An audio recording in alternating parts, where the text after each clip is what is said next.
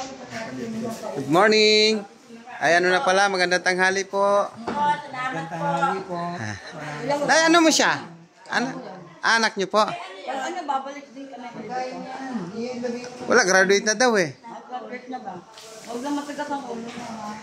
Hindi. Di ba masakit pa yung sa balikat niya? Hindi, kailangan patuyin muna yung mga sugat niya. Graduate na daw siya, sabi niya po, kaya lang kailangan patuyuin muna yung sugat niya, madali na lang yan. Kasi Natuyo na para maipakita natin. matagal na yung, natanggal na kasi yung ano niya, yung pinaka gumagambala sa kanya.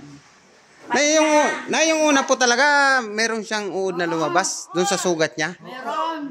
May tumampot sa inyo, hindi ko ako mamanota sa iba. Hindi pa ako dumampot, baka si Sir Buddy. Sir Buddy daw. Lagyan sa papel. Pero di ba gumaling na po siya nung unang punta niyo dito? Gumaling. Kaya lang po, dapat ay may follow-up check-up po kayo noon. Siya, may follow-up check-up siya. Hindi naman siya bumalik dahil naramdaman niya, magaling na siya.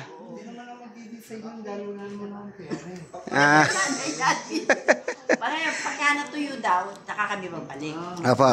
Noodles? Babay na po.